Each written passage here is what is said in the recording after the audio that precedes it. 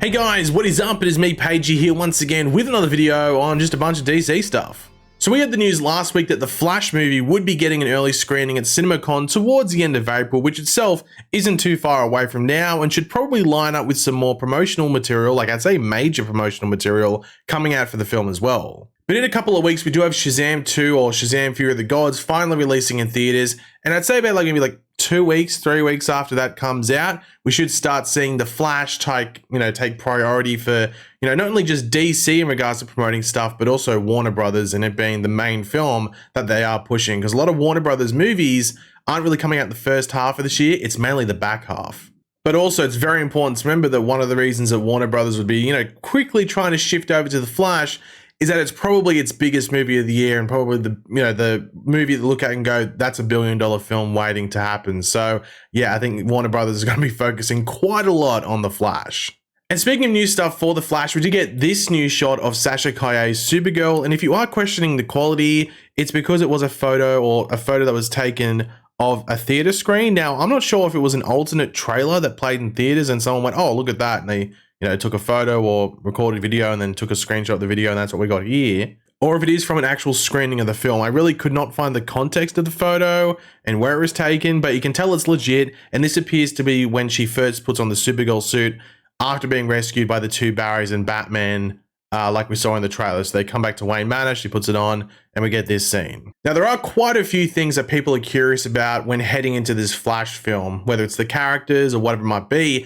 But one of the big ones, especially following James Gunn's, DC announcement from about a month ago, is that of Supergirl and whether Sasha Calle will be the actress James Gunn uses in his Supergirl film or whether he will recast. And to be honest, I think this might depend on fan response. Like if everyone loves Sasha Calle's Supergirl, it's like, wow, this is awesome. I mean, talk about a difficult decision. I mean, if people love this iteration, it'd probably not just be a difficult decision, but it'd just be a potentially controversial move to not continue with her, especially seeing that other characters from, I guess, mainly James Gunn related DC properties from the past are moving forward. So everyone's going to be pointing fingers. And this has been a big thing that James Gunn has already faced and I think will face going into the near future is the choice of keeping all these characters from Peacemaker and the Suicide Squad, but potentially dumping everyone else.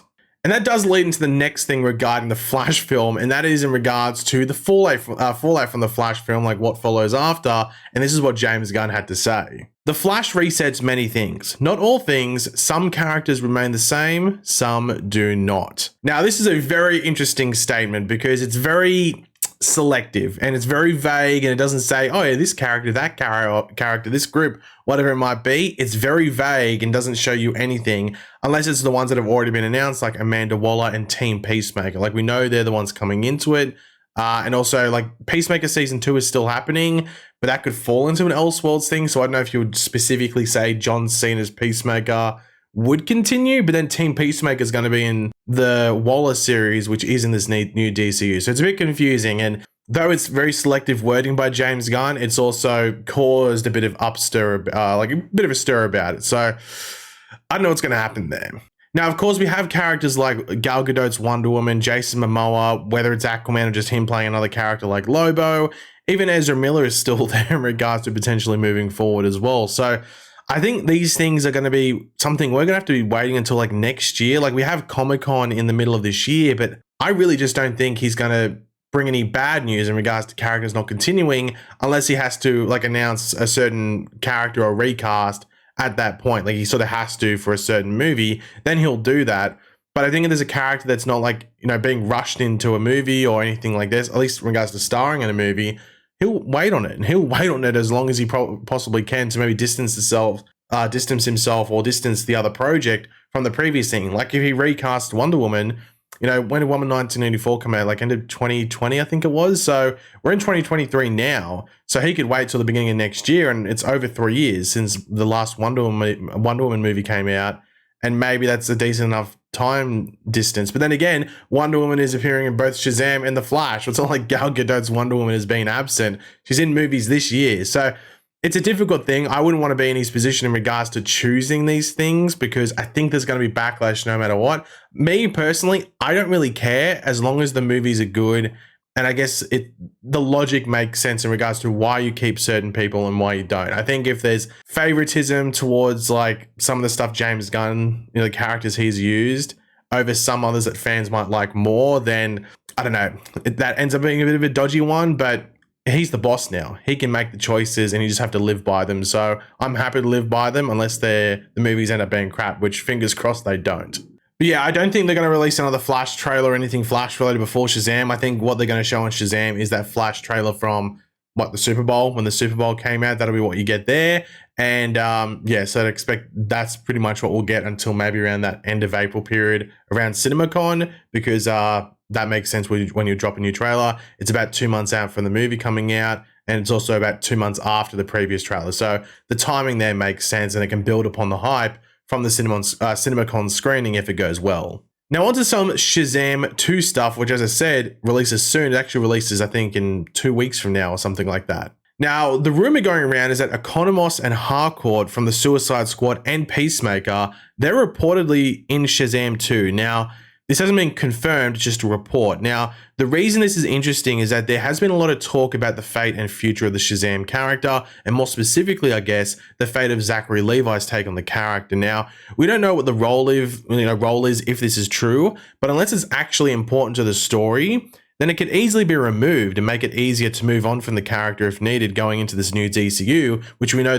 both of those characters of Economos and Harcourt are looking to play into with the Amanda Waller series and Peacemaker Season 2. But then again, this movie comes out before The Flash, so they can just use The Flash movie as the reason for change anyway. Seeing it comes out after Shazam, we go back to that quote from James Gunn where some things change, some things don't, some characters stay the same and some don't. Like, they can just use The Flash as the reason that Shazam no longer exists in the DCU, or maybe that's why there's a recast. Now, it has long been rumored that there was going to be a JSA connection in the Shazam film, and we saw in Black Adam that there were connections between Argus and the JSA, with Harcourt showing up in Black Adam. So this could maybe be what the scene or scenes are about in Shazam 2, but of course that is a wait and see.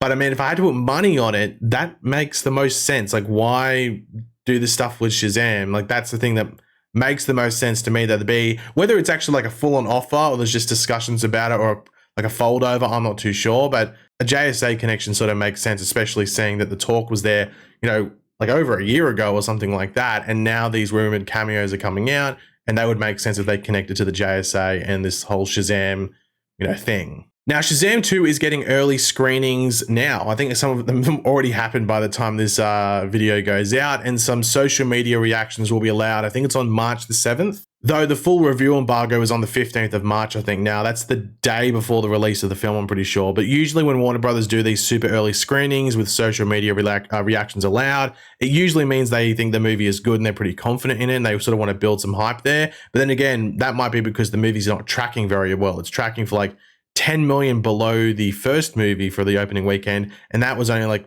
50 million or something like that. So I think it's like 42 million on average they think this is tracking for. But apparently the movie tested really well in test screenings. So I think the biggest issue, I think, for people going to see it is the trailers. I think the trailers haven't been that good for this movie, and that's been my concern. But I'll actually be seeing it a couple of days before the review embargo as well. So I'll probably have a review on that, embargo date when all the other ones go up from the different, preview screener people, whatever you call them.